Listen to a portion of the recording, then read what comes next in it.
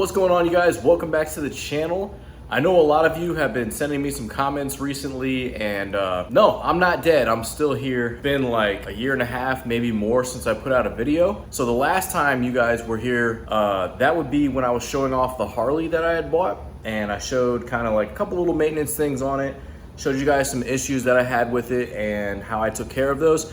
Well, that bike said goodbye to my garage probably about 3 or 4 months after I bought it. I told myself a long time ago that I was never gonna buy another carbureted bike, and I lied to myself. I bought that stupid thing and I got sick of it super quick. I was messing with the carburetor almost every day, trying to get it to run right.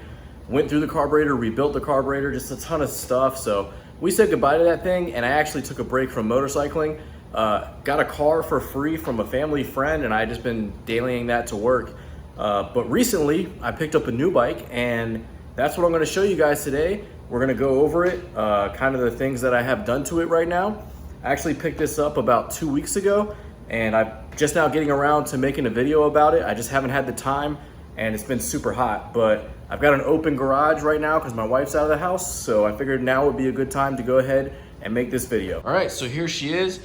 Let me go ahead and start by saying, please do not mind the mess around my workbench area. I've been doing a lot of work in here lately, on the bike especially, and I just haven't gotten around to kind of cleaning everything up. Right here, what we have in front of us is a 2015 Yamaha FZ07 or MT07. They didn't call them the MT07 in the US until the 2018 models came out. So let's kind of go around the bike real quick, and I'll tell you guys pretty much all it came with when I bought it was it has the fender eliminator on it, and I'm just hiding the license plate because I don't know, I feel like it. It had the M4 slip-on exhaust already on here, and this slip-on exhaust actually cuts away the catalytic converter section that normally sits in here with the stock muffler. You actually cut your stock headers and then slip this one on. That's why it's called a slip-on system. So the headers themselves are actually still factory. And if you didn't know, this has the infamous Yamaha CP2 engine. So this is a 689cc parallel twin with the 270-degree crank. I've mentioned numerous times in previous videos on my channel how awesome I always thought this motor sounded, and how awesome this sort of platform, this motor platform, this 270-degree crank, I wish that other manufacturers would start using. And lo and behold, they actually have. So other companies are finally getting in on the 270-degree crank game. So companies like CF Moto have actually put out a few bikes with 270-degree cranks in them. You've got the new 450 SS and the 450 NK. They also released a bike, the 800 NK, which actually shares the exact same motor as the Duke 790, which I think is super cool. That bike is actually super affordable too. I think they're selling brand new around the $7,500 mark. And yeah, I'm really glad that other companies are starting to get into this. I love the way these bikes sound compared to like what Kawasaki's still doing with their parallel twins. These sound more like a V-twin. This one actually sounds kind of like a beefed up V8 race car down in the lower revs. It's actually super cool. I'll throw a clip of the exhaust right here in the video.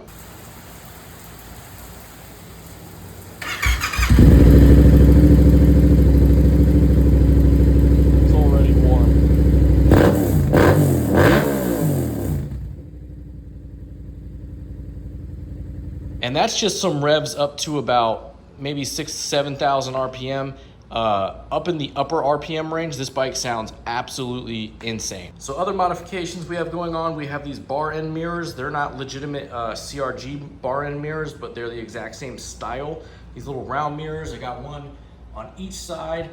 It did come with aftermarket levers already. I swapped them out to these gray ones with the MT07 logo on them, because what it did have on them was some MZS levers that were light blue, and it actually had some scrapes right here because I'm pretty sure that the previous owner had a little, like, you know, either a garage or a traffic light drop, because this isn't from movement, this is just from being like tipped over.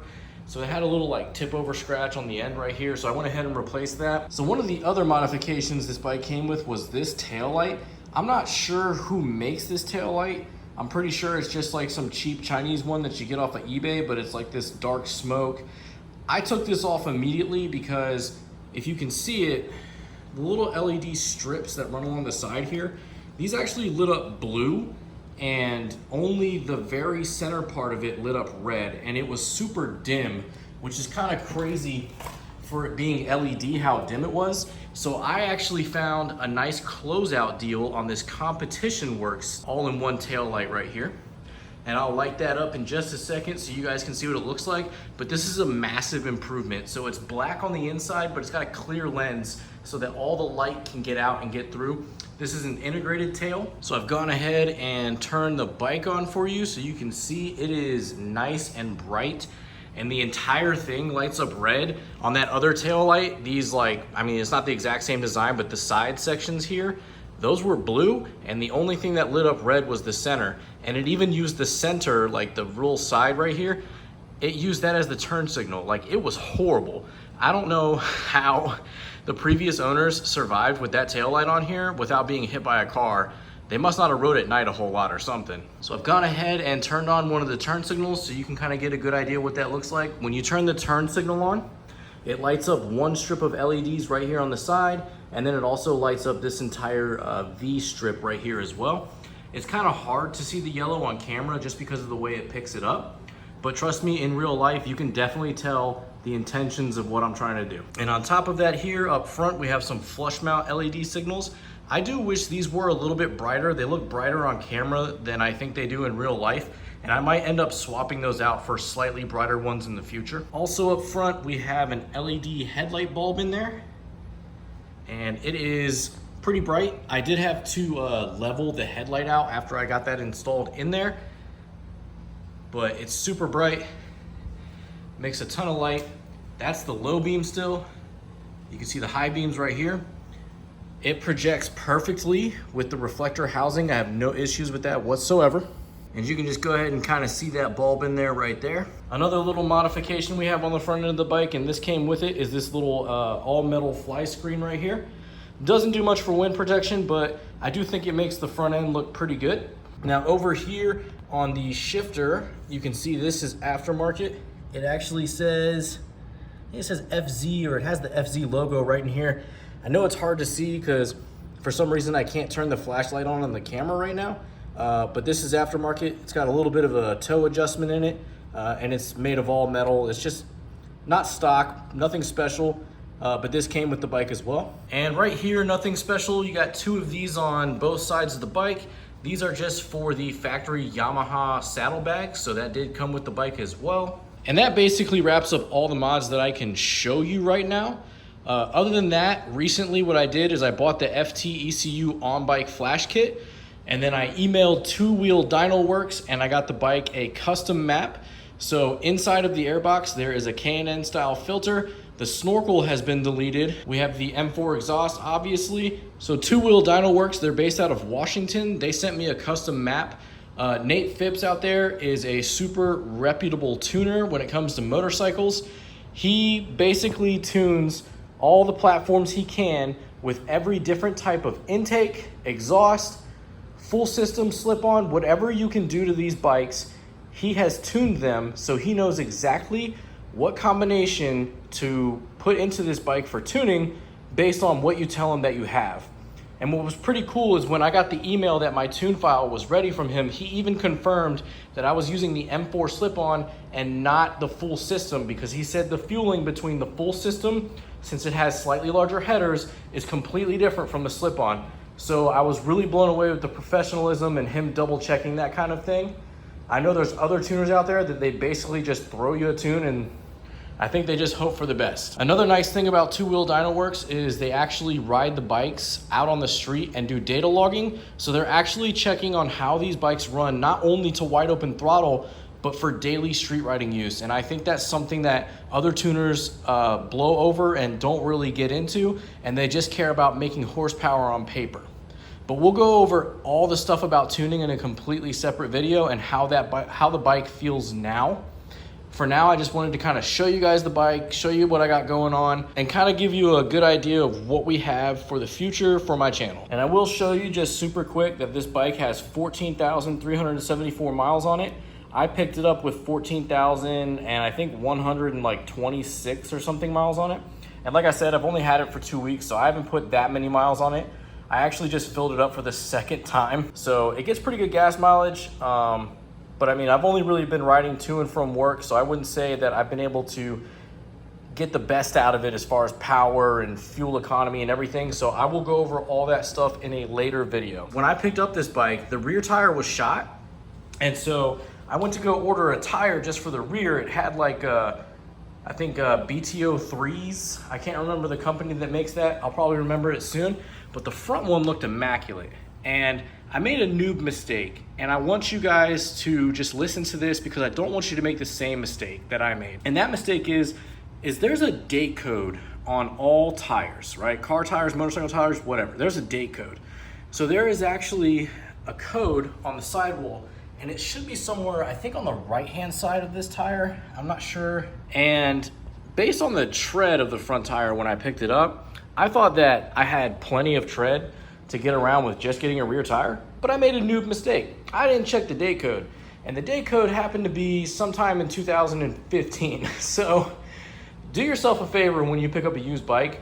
If the tires look good, always check the date code. Because what ended up happening was I ordered that tire, and then the next morning, something in my soul was like, hey, check that date code. And when I did, and I saw that it was from 2015, I ended up having to order the front tire separate, and that took a couple more days than the rear tire to come in because of that. And so I had to wait a little bit longer to get the bike up and running because I just didn't do my diligence the first time.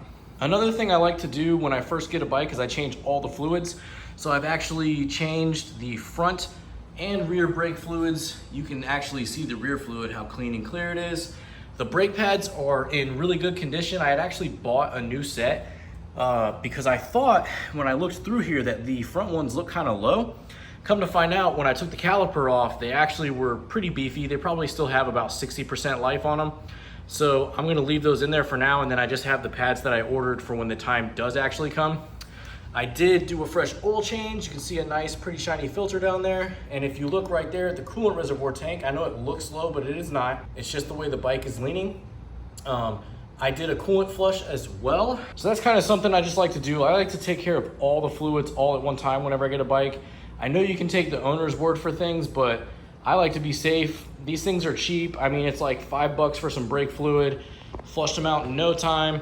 It was $23 to change the oil. You know, these things are super simple, and the coolant only cost me like $10 at Walmart. These are things that you just shouldn't skip out. All right, so that's gonna do it for today's video, guys. Like I said, this was just a catching up, explaining kind of where I've been, why I haven't been around. I'm still answering comments on the channel as I can. A lot of you guys are still watching like the Duke 390 content, which I think is great.